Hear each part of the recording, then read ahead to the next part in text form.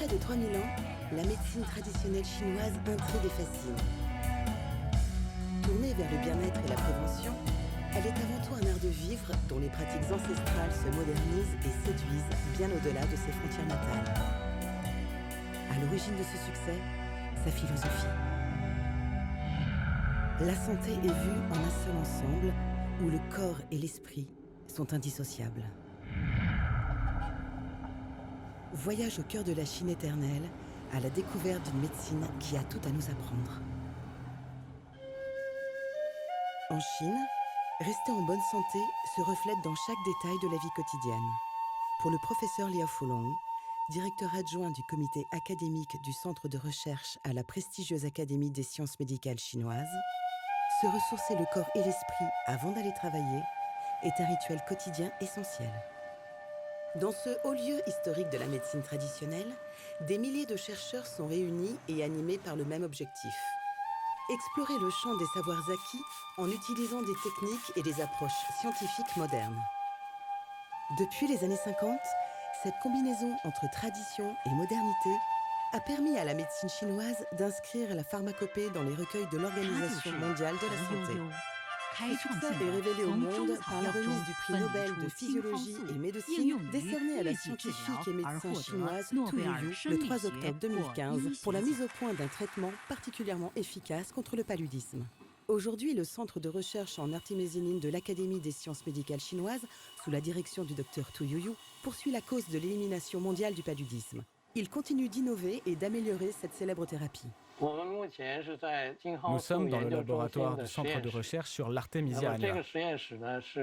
C'est un des laboratoires principaux de l'équipe de la professeure Tu Youyou.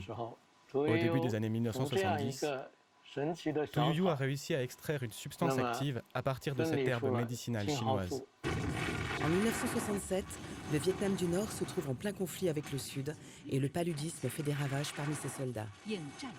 La Chine, dirigée par le président Mao Zedong, est appelée en renfort et lance un programme de recherche destiné à lutter contre ce fléau. À cette époque, les médicaments tels que la chloroquine n'étaient pas assez efficaces pour lutter contre le paludisme. C'est pourquoi le gouvernement de la République populaire de Chine décida de lancer le programme 523 au sein de l'armée.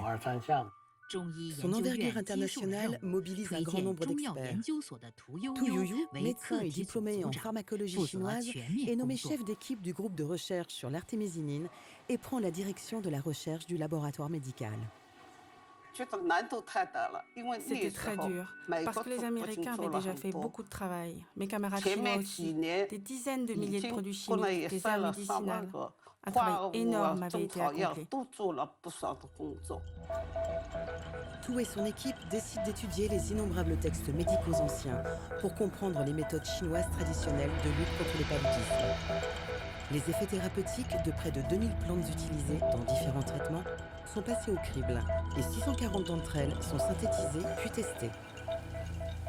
C'est ainsi qu'elle a pu s'apercevoir que l'Artemisia annua avait de bons résultats sur les animaux, mais il ne se rétablissait pas. Donc elle s'est posé la question de comment nos ancêtres l'utilisaient. Elle a découvert dans le livre Prescription d'urgence à conserver sous le coude qu'il y avait cette prescription en 15 mots avec de l'Artemisia annua pour lutter contre le paludisme. Mais les premiers tests sont un échec.